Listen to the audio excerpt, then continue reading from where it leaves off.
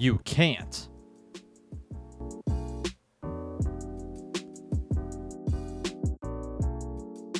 I'm kidding, but also not. Hiding on the internet is tricky, and it depends on who you want to hide your data from. For the purpose of this video, we want to look at measures you can take to prevent applications, companies, and governments from not only tracking where you are, but also finding every little detail about your personal life and story. Think about it in a mass surveillance context, especially because you probably don't want to share everything. Still, it can creep out through your activities. It is absolutely not easy, and even I don't particularly practice everything in this video. Still, it's fun to talk about and think about, and there are lots of things that you can do that will help you keep your anonymity and privacy online. Okay, before it starts sounding like a corporate lecture or something of that sort, let me just say that this topic usually ends with a VPN service and a good password. Today though, we're going much more in depth into the actual low-level functionality of privacy invading features and how they can be minimized or avoided altogether. Additionally, please use this information responsibly. Let's start at the so what. Why should you care about keeping your privacy? There are many answers when it comes to why privacy matters, if not for simply just keeping your Google searches private. Some people will say, well, I have nothing to hide. But this is a bad way to go about it. It isn't about having anything to hide. It's about keeping your private life, like your thoughts and actions that you don't necessarily want to share with the rest of the world, actually private. Plus, we all have things we want to hide. We all put locks on our doors and passwords on our accounts, so we surely want to have some space to ourselves and some times where we can be undisturbed, aka privacy. As a side thought, we should not just incrementally settle for these rights to be taken away. And anytime a new feature is introduced, its privacy implications should be investigated thoroughly. What happens too often is we trade our privacy for the convenience of the new feature and accept it as the new norm. This, of course, just leads to more infringements on the same right, and more of the same from governments and corporations who want to know everything about you. That's a discussion for another day, so back on track. Let's talk tools. The tools and apps that are commonly in use today are probably doing a lot more in the background than you expect. Let's start with web browsers. The most widely used browser today is Google Chrome, by a long shot.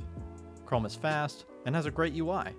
I personally still use it occasionally for convenience. But there are some things you may want to be aware of. Chrome collects a lot of data. Earlier this year, in March, Google released a report that detailed how much data their browser collects, after the report was stalled several times. The results were not pretty. In short, and maybe not so short, Chrome collects and links data to your identity related to, wait for it, location, search history, browsing history, usage data, contact info, financial info, and even diagnostic data. That's a mouthful. Though some users probably don't take advantage of all of the capabilities so that Chrome could store and connect all the data points, the fact that it still is that intrusive is eye-opening to say the least. The best way to fix this is to switch browsers. Firefox is probably the most well-known alternative that will perform just as well as Chrome in most circumstances. I would also recommend Brave, as it's also very privacy-focused. If you're on mobile and really want privacy, you can install the DuckDuckGo browser for iOS or Android. They collect the least amount of data of any browser. Maybe you're set in your ways. You don't want to switch browsers, or at least not yet. Okay, let's see what we can do with what we've got. It's time then to reconfigure Chrome. Go to the settings and make sure you have any autofill off. Payment info, passwords, it's all a trap. It's especially important to never remember passwords. They are stored in plain text on your computer, and anyone that gains access will be able to read all of them. Bad news.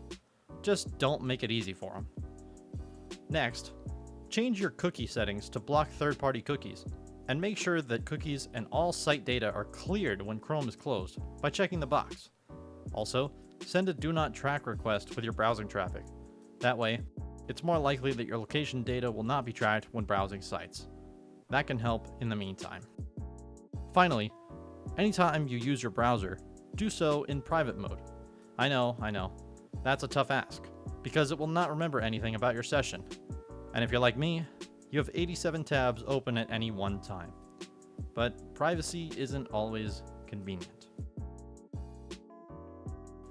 Browser add-ons can be dicey. Let's talk those. They aren't always verified and can have any number of functions. Stay away from most of them. The only one that you will need to start with is uBlock Origin. It has all the benefits of AdBlock without the drawbacks of AdBlock. Just install it. Some websites run scripts that can do things that you may not approve of. They are loaded as resources in the page automatically and can run when you load the page. To prevent some of these suspicious scripts from running, install NoScript in Firefox. It's only available in Firefox. It isn't too intrusive and can help you shore up any privacy concerns that may slip through the cracks. And while we're on the topic of Google, you may have second thoughts on the search engine itself as well. Unfortunately, companies like Google and Facebook are not necessarily in the business of protecting personal privacy. These companies are in the business of monetizing the information they collect. That is not good news when it comes to private and personal information. And I guess it wouldn't be such a big deal if we didn't care about what we searched for online. But I am sure many of us would rather not share our browsing history, just as an example. Google collects millions of search results, including yours, to send relevant ads and marketing. I'm sure you've noticed that after you were searching about cars in your browser, you started seeing dealerships or car ads while you were doing something totally different. It isn't a coincidence. It's the business model. They are paid to drive ads so that you click them and they will be paid. Understandable, until, like we saw earlier, we examine how many vectors and data types they actually collect to drive this data as finitely as possible. It gets overbearing. So, let's go to our next privacy step. Tunnels. VPNs are pretty great. While I don't have a VPN sponsor, they are a good thing to add in. They can be slow, but they are great privacy filters. They're pretty easy to use and intuitive as well. Beware, if it's too good to be true, it probably is. For a legitimate VPN service, you're probably going to need to pay for it. Are there exceptions? Probably. But when you pay for the service, you get the reputation that comes with it. Just keep that in mind. Of course, make sure the service you are using for a VPN does not keep logs. And then, this will give you a great tunnel for browsing privately all the time. Of course, if you need more anonymity, you can use Tor. Expect a slow connection and not the best user experience, but you will be getting maximum anonymity. Let's just forget that one report detailing that almost 2/3 of Tor exit nodes were being monitored by law enforcement.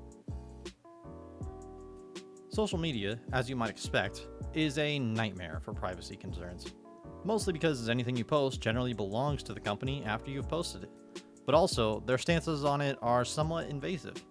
As Mark Zuckerberg said, privacy is a thing of the past. Around a decade ago. Sure, they've acknowledged private interactions, but has it really gotten any better? If you have personal social media profiles and want to remain anonymous, you probably want to seriously limit their usage to containers, or delete them altogether. The latter is most recommended. When social media profiles are left out in the open, they leave the owner open to potential threats like doxing, identity theft, and of course, phishing and data mining. Not the phishing with an F, the one with a PH, especially if they can craft it towards your interests. Apps like Facebook can read browser data about the session and other tabs that are being used simultaneously. Do you think that it is being just passively collected? If you absolutely have to use these apps, go to the settings and turn on every privacy and security setting that you possibly can. Mobile apps aren't getting away either. Snapchat and TikTok, for example, have the same underlying issues. There's probably a lot more going on with that collected data than meets the eye. Selling it. Excuse me. Let me give an example. In his book, The Art of Invisibility, Kevin Mitnick gives a story of how a reporter was skeptical of the ability for him to find out personal details about her life in a short time. This was after he gave a talk. She thought that she didn't have that much information on the internet to make the work easy. They chatted about it, and she put him to the test while they were chatting. So, he asked a few simple questions, like her full name and birthday, and went to work. Within minutes, he cited her own social security number to her. To be fair, Kevin is an expert, and he had access to a special audited system for searching for personal information like that. Still, Open source applications are still available. Think of sites like pipl.com for doing similar searches. How hard do you think it is to find someone's mother's maiden name, if they are all over social media?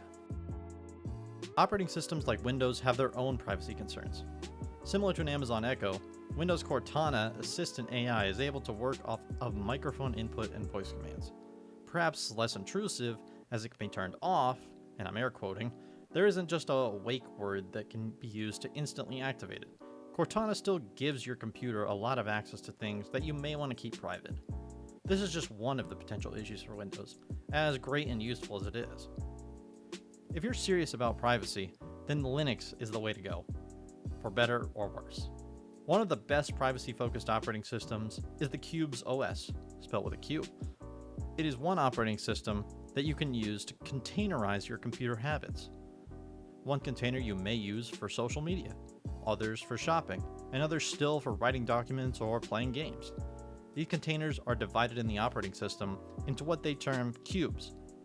This containerization is like having separate sandboxes where data lives on its own. It can never get to another cube, so all of the data is in a vacuum. Even with all this separation, it won't stand a chance if all your passwords are the same. With the risk of sounding like a lecture, you shouldn't use the same passwords for everything. I know, different passwords are hard to remember and keep track of. But think of the big problems that have come with weak or otherwise easy to guess passwords. One of the issues in the SolarWinds attack was that some of their passwords were, wait for it, SolarWinds123. Service accounts across the globe are plagued with these issues. Don't let your personal account be like this as well. The solution? Use a password manager. KeePass is easy enough. If you don't want to do that, then at least start making a list and a notepad on your computer with unique passwords for different accounts. You'll be surprised within 6 months the amount of passwords you accumulate onto the list. And you'll be better for it. As long as you make sure that they are at least 16 characters, and more is better. Just use a site like strongrandompasswordgenerator.com and start making that list. Then, when one company ends up with a leak of any data, your other accounts are safe from harm. The best way to maintain privacy is through a layered system. There are more things for real privacy than just a VPN service switched on. Combine it with a properly configured browser in private mode, a separate operating system container with no linking data to you, and maybe even getting on the Tor network, and now you're getting somewhere. Don't take this video to bash inventive companies who may be coming up with great products or innovations that really better our day-to-day lives. But understand that these companies don't necessarily work in our own best interests, even as the customer. As the old saying goes, if it is free, then you are the product.